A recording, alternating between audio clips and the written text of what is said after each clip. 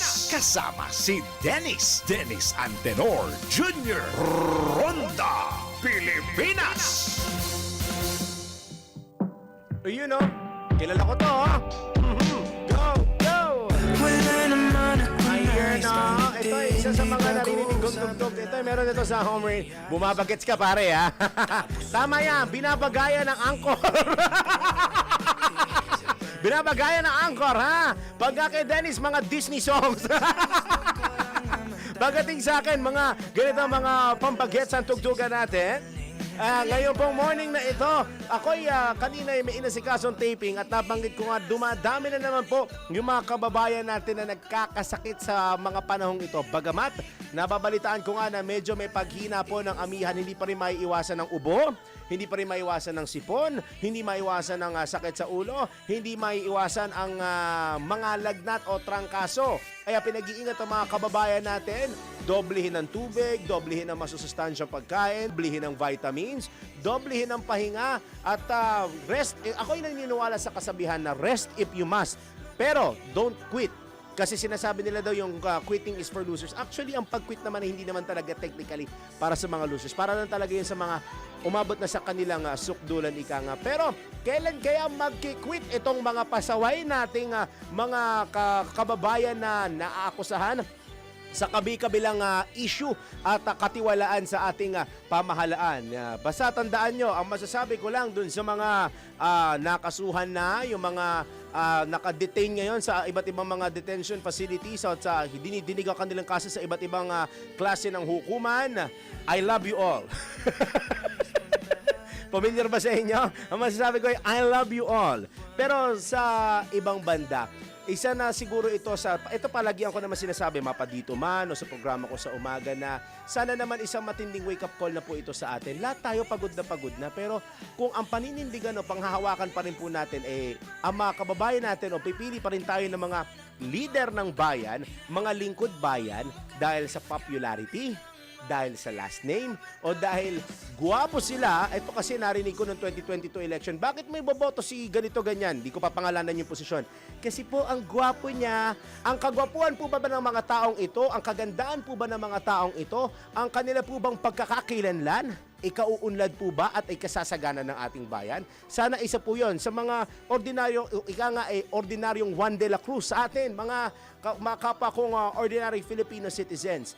Ano bang mapapakinabangan natin kung ang dala lang po nila, hindi ko nila lahat, ang dala lang po ng mga tatakbo. Ngayon pa lang kasi pinag-uusapan na kung sino tatakbo ng 2028. Kung ang dala po nila, kagwapuhan, kagandahan, pagkakakilanlan ng kanilang pangalan, dami ng kanilang, sorry sa mga celebrity, dami ng kanilang mga proyekto sa TV, sa pelikula, kung yun po ang dala-dala nila, at wala silang maganda o malinaw na plataforma para sa ikaunlad ng ating bayan, baka pwedeng mag-think twice na kayo na hindi lang dahil sa pangalan o hindi lang dahil nakita nyong nagro-roleplay sila na maganda ang kanilang ginagawa para sa movie na yon, ibig sabihin, karamihan sa kanila na i-apply na yun. Oras na po para Pinoy, oras na para gumising tayo sa katotohanan para iluklok ang mga tamang tao na maglingkod sa ating bayan.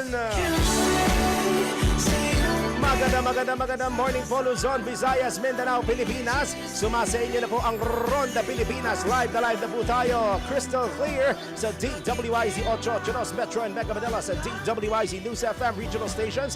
Luzon, Visayas, Mindanao po iyan. At syempre sa mga kasama po natin sa RPN Radyo Ronda, magandang umaga po sa inyo. At sa ginagawang radyo ang kanilang mga TV, Aliw Channel 23 at DWIZ News TV. Tayo po ay magsalo-salo sa isang oras na balitahan hanggang 11 in the morning. Ako ang mga kasama sa ngalan ni Dennis. Halatang bagets po ang uupo ngayong hanggang alas 11 sa ngalan po ni Ginoong Dennis Antenor Jr. Ako po si Daryl Justin. Ronda Pilipinas. Sa oras natin na 13 minuto, 13 minutes makalipas ang alas 10 na magandang Tuesday morning. Alamin muna natin ang latest sa lagay ng ating panahon. Pinakahuli, pinaka-latest, pinaka-napapanahon. Whether we like it or not, ito ang magiging DWIZ Weather Report. Live and direct mula po sa Pag-asa Weather Forecasting Center. Nasa linya po natin ang kanilang weather specialist na si Miss Charmaine Varilla. Miss Charmaine, magandang morning po.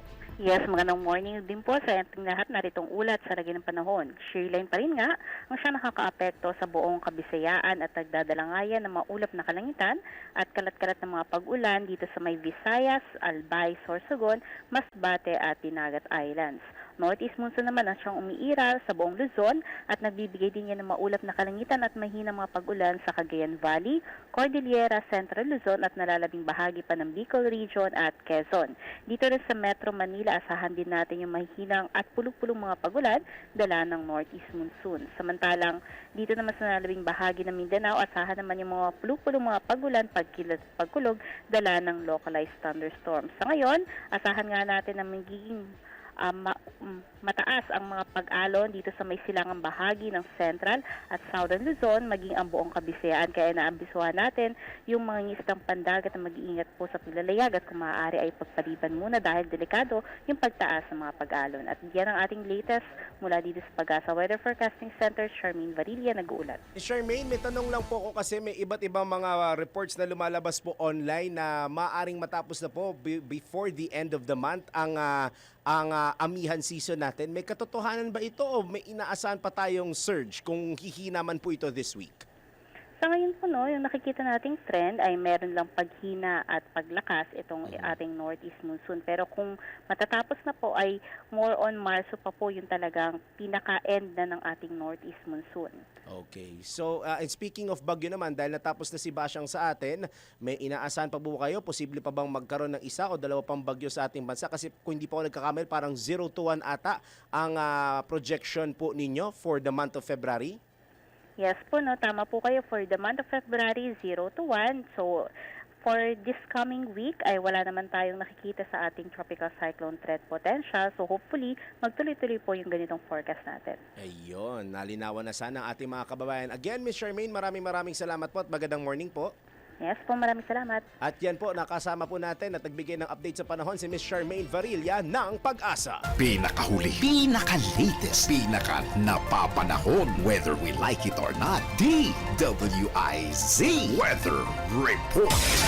Ronda Pilipinas. Sa detalye ng ating mga balita, naniniwala si dating Supreme Court Associate Justice Adolfo Ascuna na uusad at wala nang nalabag sa paghahain ng panibagong impeachment complaint laban po kay Vice President Sara Duterte. Kasunod ito ng inilabas na pinal na desisyon ng Korte Suprema na nagdeklarang unconstitutional ang mga inihaing impeachment complaint laban kay VP Sara noong nakaraang taon. Partikular na tinukoy ng dating maestrado ang usaping kaugnay sa 1-year bar rule. Palagay ko po ay as far as the 1-year ban is concerned, safe na ito dahil lampas na yung 1 year. Ngayon yung other requirements, titingnan natin kung applicable ba ito, yung mga due process na yan. Hindi naman siguro sa tingin ko masyadong mas mahirap. Yung pinaka-importante, yung pagbilang ng araw ng session days na ginawang calendar days during which Congress is in session. Yun ang bantayan nila.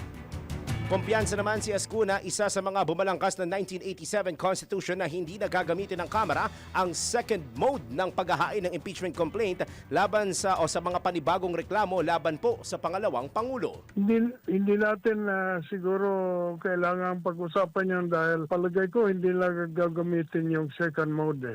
Palagay ko ang procedure na sundin ng Kamara ay yung first mode, refer sa committee. Oo, so wala na yung portrait na yun.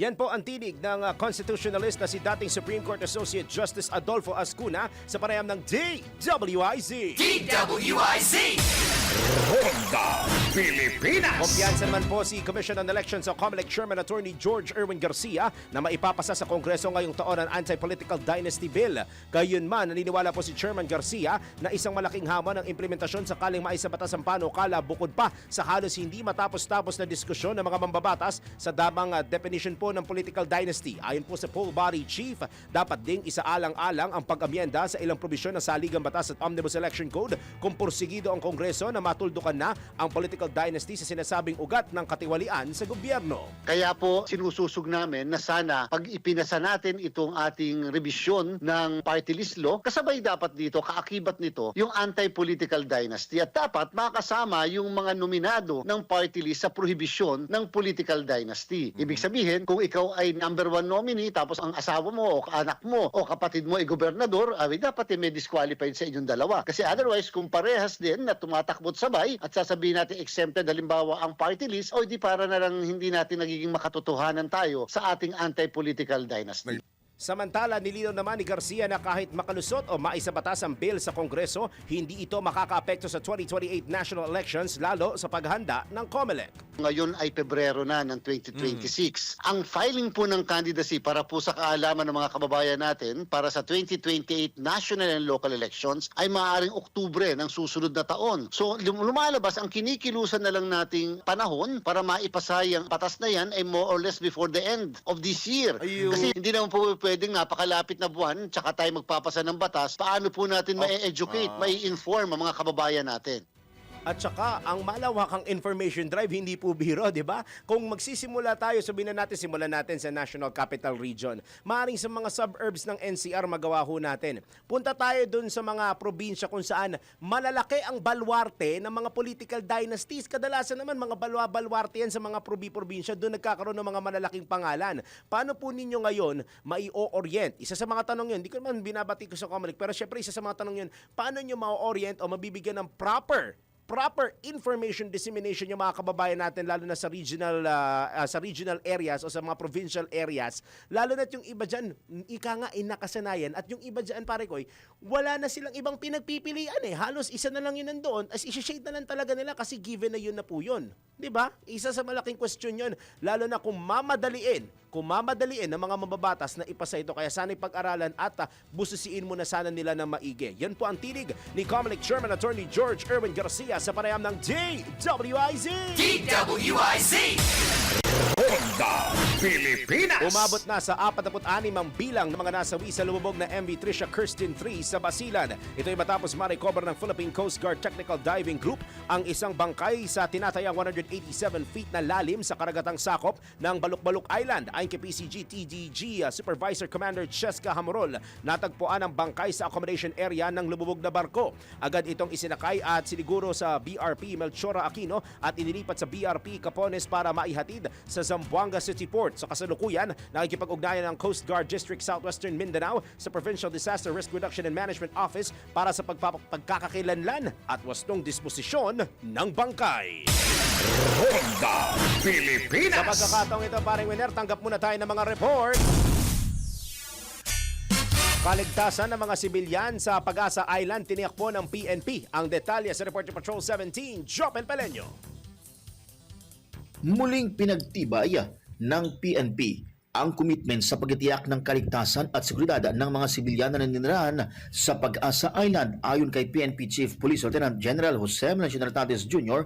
na patuloy na nakikipag-ugnayan ang pulisya sa iba pang security agencies para maprotektahan ang mga residente sa isla. Binigyan din ng PNP Chief na nananatiling matatag ang koordinasyon sa kabila ng external development sa paligid ng lugar. Ayon sa PNP, aktibo sila nakikibahagi sa mga hakbang sa kaligtasan at mga gawaing pangkomunidad sa Pag-asa Island na sa pamamagitan ng kanilang maritime group. Sinabi ni Police General Nartates na habang ang AFP ang nangunguna sa panlabas na depensa, tinututukan naman ng PNP ang pagpapanatili ng kapayapaan at kaayusan sa loob ng komunidad. Binigyan din ng PNP Chief na nagpakalat sila ng mga tauhan sa isla para maglingkod sa mga sibilyan at tugunan ang kanilang pang-araw-araw na pangangailangan. Ito si Patrol 17 Chopel Pelenyo. Para sa impilang may tono lakas, DWIZ nagbabalita ng tama, naglilingkod ng tama. Honda, Pilipinas! Samantala, isa pa pong report. 2026 Strategic Planning Conference nagpapatuloy po ngayong araw. Ombudsman Remulla maglalahad ng vision para sa 2026 to 2032 reform agenda. Ang detalye sa balita ni Patrol 38 Jen Patrolya. Nagpapatuloy ngayong araw ang 2026 Strategic Planning Conference ng Office of the Ombudsman sa Camp John Hay Convention Center sa Baguio City na sinimulan kahapon at magtatapos sa Pebrero 13 kasama sa mga tampok na aktibidad ang vision address ni Ombudsman Jesus Crispin Remulla habang susundan nito ng talakayan ni Senior Associate Justice Marivic MVF Leonel hinggil sa judicial reforms at papel ng Office of the Ombudsman sa mas malawak na reforma sa hudikatura. Kabilang naman sa resource person ang kinatawan ng United Nations Office on Drugs and Crime na kasalukuyang tinatalakay ang United Nations Convention Against Corruption. Ito ay mahalagang bahagi ng 7 taong reform agenda ng Office of the Ombudsman na layong itakda ang direksyon ng ahensya para sa 2026 hanggang 2032 at ihanay ang mandato nito sa mga umuusbong na hamon sa pamamahala. Ako si Patrol 38, Jen Patrolya nag-uulat sa himpilang may todong lakas DWIZ, nagbabalita ng tama, naglilingkod ng tama. Ronda Pilipinas! Dako po tayo ng Senado. Senators Bongo at Robin Padilla tiniyak na hindi sila mag-o-over the bakod. Ang detalye sa report ni Patrol 19, Celi Ortega Bueno. Tiniyak ni na Minority Senator Bongo at Robin Padilla na hindi sila lilipat sa majority block sa halip mananatili sila sa minorya. Bago nag-adjourn ang session kagabi, nagpakuha ng video at litrato sina Padilla at Go na may hawak na bond paper na may nakasulat na Duterte Block kami, kayo na lang ang sumama. Sa kanyang Facebook post, sinabi ni Go na solid Duterte sila ni na Senator Padilla at Senator Bato de la Rosa. Meron din silang mensahe na magtrabaho sila at unahin ang serbisyo kaysa sa politika. Bago ito, sinabi ni Senate President Vicente Soto III na may mga biroan na sasama sa kanila sa majority block sina Senator Go at Padilla at inaasahan din nilang sasama Senator Amy Marcos. Walaan niyang naging seryoso mga pag-uusap ukol dito. Noong nakaraang linggo, sinabi ni Soto na naharang na majority block ang tangkang kudita sa yung tangkang kudita ng mga taga-minority block. Ito si Patrol 19, Celi Ortega Bueno para sa impilang metodong lakas sa DWIZ. Nagbabalita ng tama, naglilingkod ng tama. Kapag may bagong balita, naka-on air, agad-agad, DWIZ Patrol Report! Ngayon naman po, ang TSWD magbibigay daw po ng 29,000 pesos na cash aid sa mga Pilipino. Aber, tulungan ko kayong alamin kung ito ba ay fact or fake. Patuloy na nagmamahala ng mga bilihin at lumalaki ang gastusin. Ang iba nating mga kababayan hindi na lamang basta doble kayod ang ginagawa, kundi triple kayod na para lang sumapat ang kanilang naiuuwing pera. Pero not to worry na daw dahil mamimigay daw ang Department of Social Welfare and Development o DSWD ng cash aid sa mga Pinoy na nagkakahalaga ng 29,000 pesos. Aba, ayos, pero saglit. May logo nga ng DSWD pero basic lang ang kailangan gawin para mapasama sa mga mabibigyan ng pera. O bago maniwala, tulungan muna namin kayong alamin kung ito ba ay totoo o peke dito sa Fact or Fake. Alamin mo na kung tama o mali, kung totoo o hindi. Bawalang peke. DWIZ Fact or Fake. Sa ginawang pagmamasid ng DWIZ News and Information Online, natuklasan namin ang ilang Facebook posts na may ganitong claim ang lumabas. Batay sa datos, ang isa sa mga post ay umabot sa humigit kumulang 2,800 reactions, 2,800 comments at halos 200 shares, habang ang isa ay nakakuha ng tinatayang 1,800 reactions, 1,700 comments at mahigit 190 shares.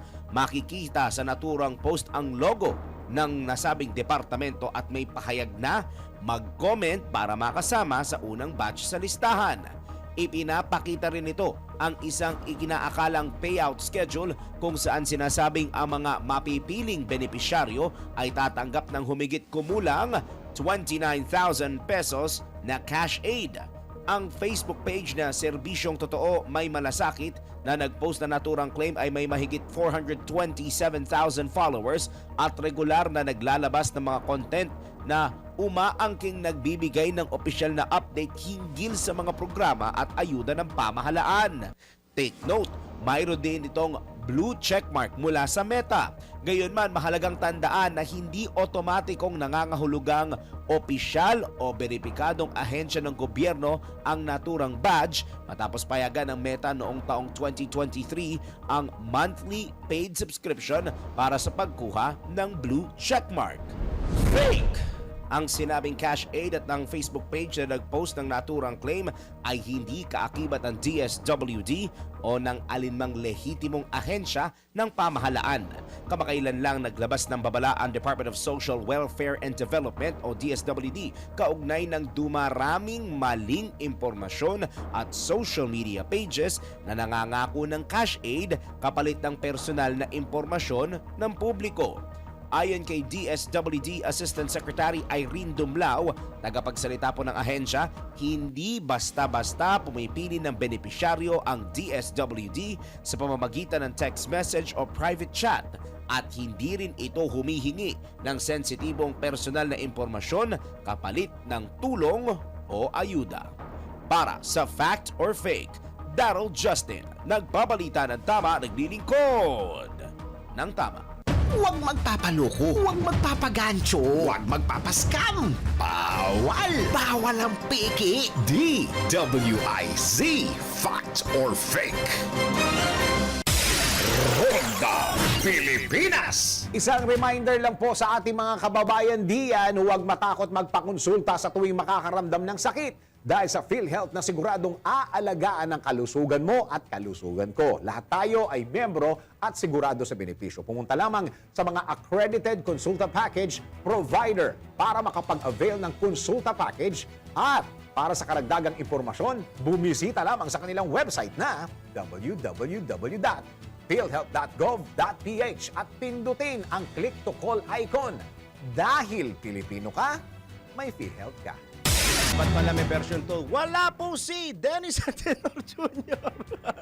Daryl Justin pa rin po nyo kasama sa Ronda Pilipinas. Binaha ang ilang lugar sa Cebu. Bunsod ng patuloy na pagbuhos ng ulan dulot ng shear line at hanging amihan ng northeast monsoon. Kabilang sa mga lugar na binaha ang MacArthur Boulevard malapit sa Plaza Independencia sa Cebu City at Bagong Daan Road sa Yati, Liloan, Cebu. Tumaas din ang level ng tubig sa Mananga River, Talisay City. Dahil dito, kanselado ang pasok sa lahat ng antas sa Karkara, Daan Bantayan, Tabongon, Medellin, Catmon, Cordova, Tabuelan, Minglanilla, Consolacion at San Fernando. Gayon din sa Balamban, Danao City, Talisay City, Toledo City, Liloan, Compostela, Mandaue City, Alogisnan, Sibonga, Santa Fe, Bantayan, Tabongon, Borbon, Alcantara, maging sa Cebu at Lapu-Lapu City.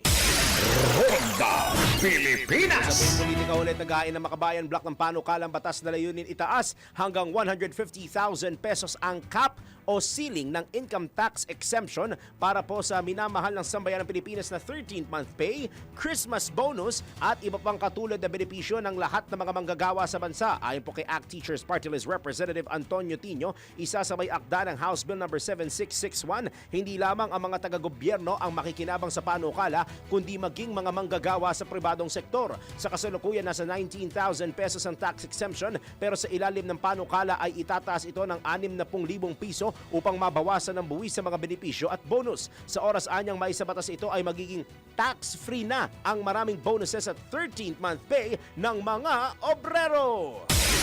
Ronda Pilipinas! Tinuturing na diversionary tactics ni Davao City 1st District Representative Paulo Pulong Duterte ang tatlong impeachment complaint na inihain laban sa kanyang kapatid na si Vice President Sara Duterte. Ayon kay Representative Duterte, habang abala ang publiko sa ingay at drama, ang pinakamalaking anomalya sa kasaysayan ng flood control spending at pambansang pondo noong 2023 hanggang 2025 ay unti-unti nang kumukupas o itinutulak palabas sa totoong isyu sa bansa. Para po sa kongresista, nagmistulang bula na nawala, tahimik, walang paliwanag at walang resolusyon ng usapin sa trillion peso flood control anomaly. Anya, kaduda-duda ang impeachment sa Kamara at ingay sa pagitan ng Senado at Chinese Embassy ukol sa West Philippine Sea. Iginiit ni Representative Pulong na malinaw na hindi ito nagkataon kundi isang diversion para pagtakpan ng sadyang ibaon sa limot ang sinasabing korupsyon sa pamahalaan kung saan nabigong panagutin ang mga dapat na managot ang mga kurakot. Ronda Pilipinas. Na ulit, paring Wener, tanggap tayo na sunod-sunod na mga report. Mga centenarian tiniyak na makatatanggap ng 100,000 piso ayon po yan sa DSWD. Ang detalye mula kay Patrol 38 Jen Patrolya. Tiniyak ng Department of Social Welfare and Development na maayos at tuloy-tuloy ang pagpapatupad ng Republic Act No. 10868 o Centenarian Act upang matanggap ng mga Pilipinong aabot sa edad na 100 taong gulang ang 100,000 pesos cash gift sa pakikipag-ugnayan sa National Commission of Senior Citizens. Ayon kay DSWD spokesperson at Assistant Secretary Irene Domlao, mas pinaigting na koordinasyon ng DSWD, NCSC at Office for Senior Citizens Affairs ng mga lokal na pamahalaan upang matiyak na maibibigay sa tamang oras ang cash incentives at felicitation letters sa mga centenarian. Kasunod ito ng mga hinaing ng ilang senior citizen hinggil sa sinasabing pagkaantala ng kanilang benepisyo. Anya, may database ang kagawaran na ginagamit upang agad matukoy at ma-verify ang mga kwalipikadong centenarian. Samantala, nakapagpabot na ang DSWD Field Office 3 ng tulong pinansyal sa 4 na centenarians mula sa Aita community sa Kapas, Tarlac matapos mag-viral ang kanilang reklamo sa social media. Ako si Patrol 38 Jen Patrolya, nag-uulat sa himpilang may todong lakas DWIZ, nagbabalita ng tama, naglilingkod ng tama. Ronda Pilipinas. Dako tayo ng Malacanang. Karahasan sa kabataan at kababaihan patuloy na pinatututukan po ni Pangulong Marcos. Ang detalye sa report ni Patrol 13 Gilbert Perdes. Patuloy na pinatututukan ni Pangulong Ferdinand Marcos Jr. ang kampanya ng pamahalaan laban sa pang-aabuso at karahasan kontra sa mga kabataan. Utos ng Pangulo sa Department of Health, palakasin pa ang nasabing kampanya sa ilalim ng Sustainable Development Goal 16.2. Layunin nito na mawakasan ang lahat ng anyo ng karahasan laban sa mga kabataan, hindi lamang ng pang-aabuso kundi pati ng iba pang anyo ng pananamantala sa mga bata. Ilan sa mga nais pang palakasin ng Pangulo na sa ilalim po yan ng Sustainable Development Goal ay ang paglaban sa trafficking, physical o mental violence, injury at sexual abuse. Ang pangangalaga sa mga kabataan ayon kay PCO Undersecretary Claire Castro ay parte ng mandato ng Pangulo na pangalagaan ng kapakanan ng mga kabataan at kababaihan upang masiguro ang kanilang nutrisyon, kalusugan at kaligtasan. Patrol 13 Gilbert Perdes para sa himpilang may todong las DWIZ. Babalita ng tama, naglilingkod ng tama. Ronda Pilipinas. Dako ulit tayo sa mataas na kapulungan ng Kongreso. Maayos na relasyong pang-ekonomiya ng Pilipinas at China sana daw magpatuloy sa kabila ng ipinasang Senate resolution na kumukundina sa mga banat ng ilang Chinese embassy officials. Report mula kay Patrol 19 Celi Ortega Bueno. Sa kabila ng ipinasang resolution ng Senado na kumukondina sa mga maanghang na pahayag ng mga taga-Chinese embassy sa ilang opisyal na ating pamahalaan, sinabi ni Senator Kiko Pangilinan na hangad pa rin niya na patuloy na maging maayos ang relasyong pa-ekonomiya at kalakalan ng Pilipinas at China. Sa kabilaan niya ng problema at bangayan ng dalawang bansa sa teritoryo at karapatan sa West Philippine Sea, umaasa pa rin ang Senado na magkakaroon ng mas magandang relasyong pang-ekonomiya ang Pilipinas at China. Pero giniti Pangilinan na kinakailangan ang pagtindig natin sa mga banat ng ibang bansa at suportahan ang Coast Guard at Armed Forces of the Philippines kapag sila'y hinaharas sa West Philippine Sea sa gitna ng mas tumitindi pang pag-angkin sa nasabing rehiyon. Ayon sa Senador, ang pagpasa ng resolution ay nagpapakita ng suporta ng Senado bilang institusyon ukol sa mga naging pahayag ng Department of National Defense at ng AFP na parehong nagbigay din sa mga karapatan ng Pilipinas sa West Philippine Sea at naglalayong protektahan ang mga mangisda at kawani ng Philippine Coast Guard laban sa pangaharas sa karagatan. Ipinasa ng Senado ang Senate Resolution No. 256 na sasailalim sa ilang amendments matapos ang interpellation ni na Senator Alan Peter Cayetano at manipulation o manifestation ni Senator Rodante Marcoleta. Ito sa Patrol 19, Sally Ortega Bueno para sa Impilang Metodong Lakas sa DWIC. Nagbabalita ng tama, naglilingkod ng tama. Ronda Pilipinas! Isa pa pong report!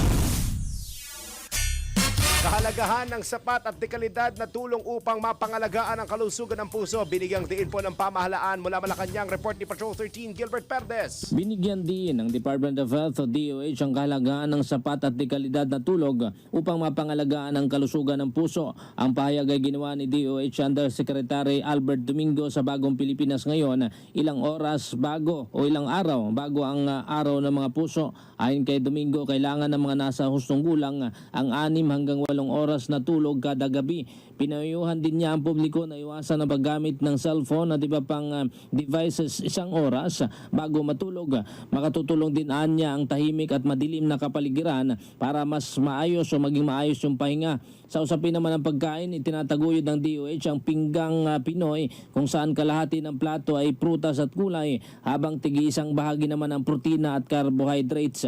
Mas mainam din ayon kay Domingo ang makukulay na gulay dahil may iba't ibang bitamina at mineral. Para naman sa maagang babala ng problema o posibleng problema sa puso, importante rin niya na bantayan ang mabilis na pulso, madaling pagkapagod at pamamanas. Samantala sinabi ni Domingo na maaari ring magpakonsulta sa mga health centers. Sa ilalim po yan ng PhilHealth Yakap at DOH Bukas Centers para sa libreng payo at pagsusuri. Patrol 13, Gilbert Perdes para sa Himpilang May Totonglas, DWIZ. Nagbabalita ng tama, naglilingkod ng tama. Kapag may bagong balita, naka-on air, agad-agad, DWIZ Patrol Report! Ngayon naman po ulat mula sa ating Metro Patrol. Most wanted sa kasong sexual harassment sa isang menor de edad, alestado po yan sa Valenzuela. Ang detalye mula kay Kuyang Danny Cruz. Kuyang Danny!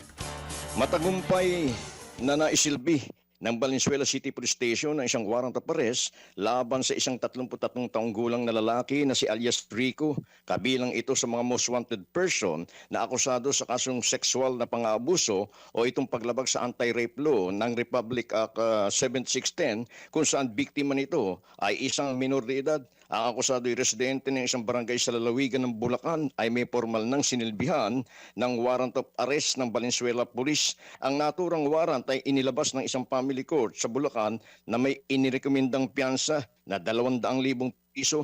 Matapos ang pagsisilbi ng warrant, ang akusado ay kasalukuyan ng nasa kustodiya ng pulisya habang hinihintay ang pagbabalik ng dokumento na inisyu ng hukuman. Sinabi ni Police Brigadier General Christopher de la Cruz ng Northern Police District na mahigpit nilang ipinatutupad ang mga batas na naglalayong protektahan ang mga kababaihan at mga kabataan sa pang-aabuso. Metro Patrol, Danny Cruz, nag-uulat sa Himpilang May Todong Lakas, DWIC, nagbabalita ng tama, naglilingkod ng tama. Ronda Pilipinas! Sa pagpapatuloy ng ating balitaan, iginiit po ni Pangulong Ferdinand Marcos Jr. na nananatiling matibay ang ugnayan ng Pilipinas at Estados Unidos sa depensa, seguridad, kalakalan, ekonomiya, edukasyon, kalusugan, pati sa larangan ng cyber at outer space. Ginawa ni PBBM ang pahayag matapos dumalo sa pagdiriwang ng ika-80 anibersaryo ng diplomatic relations ng dalawang bansa at paglulunsad ng special anniversary logo. Pinuri ng Pangulo ang US-Philippine Society at si Ambassador Jose Manuel Babes Romualdez sa pagpapatatag ng bilateral ties. Bilang ASEAN chair ngayong taon, inaasahan ni PBBM na patuloy na suporta ng US at ang posibleng pagdalo po ni US President, paborito ko, parang na si US President Donald Trump. Baka dumalo daw siya sa ASEAN, ha?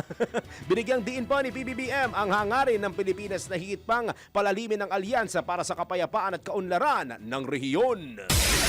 Ronda Pilipinas! Mahigit 100,000 trabaho ang nawala sa construction sector dahil sa malawakang katiwalian sa flood control projects. Ang National Union of Building and Construction Workers Secretary General Santiago Nolia, ito'y matapos kanselahin ang mga permit ng mga kontraktor na sangkot sa iskandalo. Anya, hindi lamang ang mga direktang empleyado ng mga construction firm ang apektado, kundi pati na rin ang mga subcontracted workers na nakatalaga sa mga proyektong ito. Dahil dito, nanawagan ng grupo ng Agarang hakbang para suportahan ang mga nawalan ng trabaho at magpatupad ng reforma upang maiwasan ang katiwalian sa mga proyektong pang-infrastruktura. Ronda Pilipinas. Ngayon naman po, ronda tayo sa probinsya. Ayon, sa atin sa Pangasinan, event coordinator sa Urdaneta City, arestado sa buy-bust operation. Narito ang report ni Kuyang Ronald Idol Domingo. Isang matagumpay na buy-bust operation ang isinagawa ng pinagsanib na pwersa ng kapulisan na nagresulta sa pagkakumpiska ng tinatayang mahigit 582,000 pesos na halaga ng hinlang shabu. Sa Urdaneta City, Pangasinan, ang nasabing operasyon ay pinangunahan ng Regional Police Drug Enforcement Unit katuwang ang RID-1, PIDEA Pangasinan at iba pang sektor ng law enforcement. Ang suspect ay isang 37 years old na lalaki na isang event coordinator at presidente ng Mapandan, Pangasinan. Nasamsam mula sa kanya ang humigit kumulang 85.69 grams na hinalang shabu na may standard price na 582,000 pesos. Ang matagumpay na operasyon ito ay bunga ng maigting na koordinasyon sa pagitan ng iba't ibang sangay ng kapulisan at ng PIDEA Regional Office 1 upang tuluyang sugpuin ang illegal na droga sa lalawigan. Kasalukuyan na sa kustodya ng mga otoridad ang suspect at maharap sa kasong paglabag sa Republic Act 9165 o ang Comprehensive Dangerous Drugs Act of 2002. Ito ang Ronda Patrol, Roland Idol Domingo, nag-uulat sa simpilang may tunong lakas, DWIZ, nagbabalita ng tama, naglilingkod ng tama. Ronda Pilipinas. Standby po muna, iba pa mga balita sa pagbabalik ng Ronda Pilipinas ang ating oras. 13 minuto bago mag-11 ng AM. Ay talay ang mga balita at impormasyon natin sa Ronda Pilipinas. Kasama niyo pa rin po Darrell Justin sa oras natin alas 10:49 po ng morning. Ronda ulit tayo sa probinsya. Dalawang wanted persons sa municipal level arestado ng Pampanga Provincial Office. Narito ang report ni Kuyang Johnny Gole. Kuyang Johnny, go! Yes, dalawang most wanted person in city level. Ito nga nasakuti ngayon ng mga operatiba ng Mabalacat sa City Police Station sa kanilang mga pinagtataguan dito sa syudad. Yung isa sa mga sospek ay may kasong reckless imprudence resulting to physical o serious physical injury and damage of properties. Samantala yung isang suspect naman ay sangkot sa ilang counts ng robbery, extortion.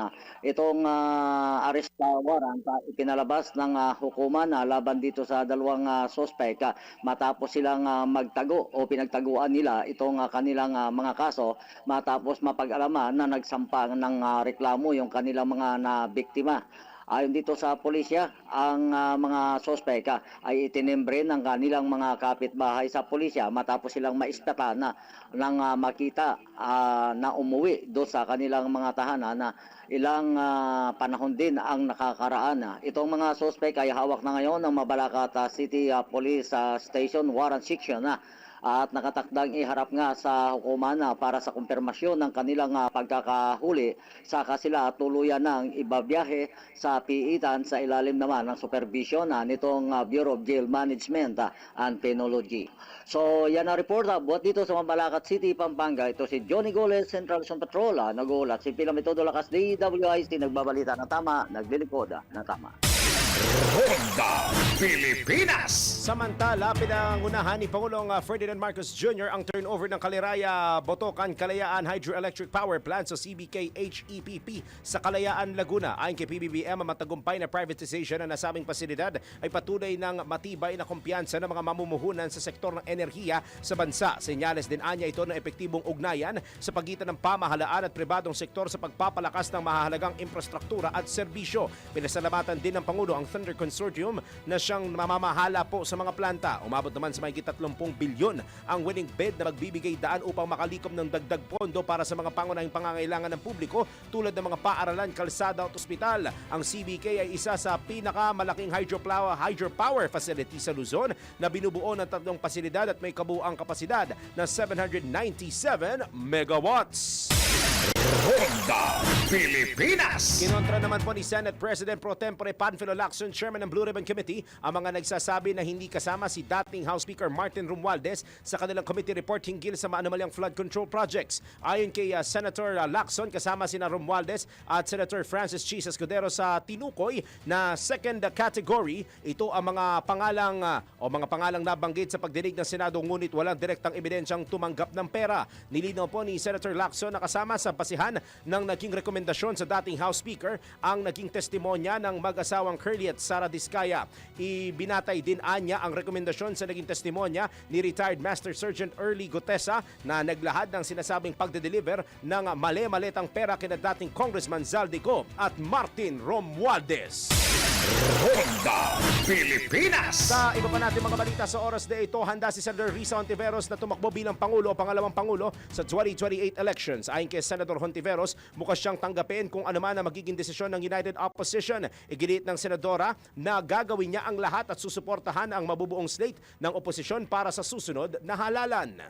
Any task na hiningi ng United Opposition. Pasensya rin, pabalik-balik ako doon kasi yun yung kumbaga kondisyon ko sa kahit ano. Kung magkaisa kami sa usaping 2028, palagay ko yun yung magpapalakas ng tsansa namin. And kung sino ang buuin naming team or slate para doon, susuportahan ko yun. Nakataya akong gawin ang lahat para mag-materialize yung ganyang scenario. United Opposition, strong candidacies. Naniniwala si Senator Hontiveros na simula ng mahati ang unity team sa pagitan ni PBBM at Vice President Sara Duterte, lumakas ang kanilang pag-asa na ialok ang pamamahala at layunin ng United Opposition sa 2028 elections. Ronda Pilipinas. Tanggap ulit tayo ng balita mula sa probinsya. Estudyante sa Apari, Cagayan, arestado. Nagbabalik si Kuyang Ronald Idol Domingo. Naaresto ng mga otoridad ang isang estudyante matapos makumpiskahan ng nilang illegal na droga at mga bala sa sinigawang search warrant operation sa bayan ng Apari, Cagayan. Kabitan ng dalawang search warrant kaugnay ng paglabag sa Republic Act 9165 o Comprehensive Dangerous Drugs Act of 2002 at Republic Act 10591 o Comprehensive Firearms and Ammunition Regulation Act. Matagumpay na lipatupad ng PNP Apari ang operasyon laban sa sospek na positibong kinilala bilang target.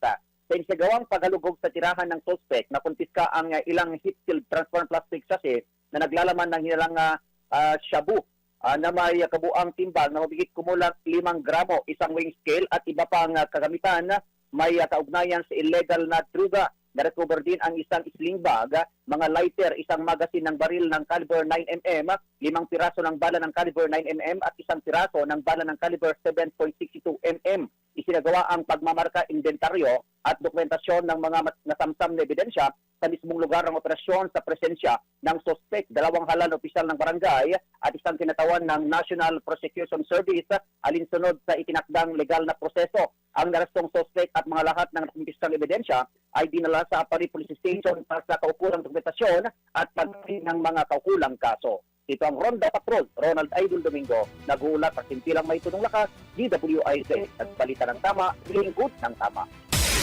Ronda Pilipinas. Ngayon naman po sa ating sports news, 2 Pinay chess player patuloy na umaarangkada sa National Women's Chess Tournament. Sports news mula kay Kim Gomez. Sa mundo ng palakasan, ang latest malalaman sa DWIZ Sports News. Wagi sina Janelle May Fraina at Roel Canino matapos muling manalo sa ika-11 round ng Philippine National Women's Chess Championship sa Malolos, Bulacan. Tinalo ni Fraina si Cherry Ann Mejia sa isang mahaba at matinding laban na umabot sa 76 moves. Isinakripisyo ni Fraina ang kanyang reyna kapalit ng 2 tore at ginamit ang husay sa endgame upang makuha ang panalo. Samantala, nanaig naman si Canino laban sa kakampinga Olympia Olympian na si Shania May Mendoza matapos ang 56 moves sa laban gamit ang Sicilian Opening. Dahil sa kanilang panalo, nananatiling tabla ang dalawa na may tiga 8.5 points. 4 na round pa ang nalalabi sa torneo at kapwa target ni Fraina at Canino ang kampyonato at isang pwesto sa World Chess Olympiad na gaganapin sa Setyembre sa Uzbekistan. At para sa sports news, Kim Gomez nagbabalita ng tama, naglilingkod ng tama. Arena Plus Sportsbook. Arena Plus. Gambling is for 21 years old and above only. Gambling can be addictive. Know when to stop. Ronda Pilipinas. Ito na ang latest, bagong-bago, fresh na fresh. DWIZ Showbiz News. Vice Ganda, Ogie Alcacid, Jano Gibbs at Ice Higuera makikisa sa gaganaping EDSA celebration. Ang detalye sa iSpotter Report ni Mima Anton. Para sa aking malitang showbiz, makikisa sina Ogie Alcacid, Vice Ganda, Jano Gibbs at Ice Higuera sa paggunita ng ika-40 anibersaryo ng makasaysayang EDSA People Power 1. Bukod sa mga nabanggit, kabilang din sa mga magtatanghal sa People Power 40 Kick-Off Concert na pinamagatang awit at aksyon kontra korupsyon na gaganapin sa Pebrero 21 sa Quezon Memorial Circle, sina Dancel, Pio Balbuena, Moro Beats, Elmo at Arkin Magalona, Chelsea Ali, Over October at River Maya. Magpapasaya rin sa naturang pagtitipon sina Alex Calleja, Red Oliero, ganon din sina Iza Calzado, Bea Binene at DJ Jaiho. Layunin ng konsyerto na inorganisa ng Mayors for Good Governance na ipakilala sa bagong henerasyon ng mga Pilipino ang diwa ng mapayapang revolusyon at buhayin muli ang diwa ng pagkakaisa. At iyan ang aking balitang showbiz para sa impinametodong lakas, DWIZ. Ako si Anton, nagbabalita ng tama, naglilingkod ng tama. Ang balitang ito ay inihatid sa inyo ng Bingo Plus. Bingo Plus, bingo sa saya, plus sa panalo. Gaming is for 21 years old and above only. Keep it fun, game responsibly. Ronda Pilipinas. At bago po tayo pansamantala magpaalam, tayo po yung magpatama quote for today. Kung hindi mo alam ang nangyayari sa buhay mo, punta ka na lang sa kapitbahay nyo dahil siya, alam niya ang lahat. At yan na po ang kalipunan ng mga balita yung tinapok natin sa Ronda Pilipinas on a Tuesday. Abangan po ang susunod na programang Yes, Yes, Yo Topacio kasama si Mr. Sex Appeal, Attorney Ferdy Topacio at si OG Ahoy, Miss Juby de Guzman. Pagkalipas naman ng ilang paalala, sa ngalan po ulit ni Dennis Antenor Jr. Ako po si Darrell Justin. Magbabalik na naman mamaya alas 4 sa News Scoop. Nagbabalita ng tama, naglilingkod ng tama.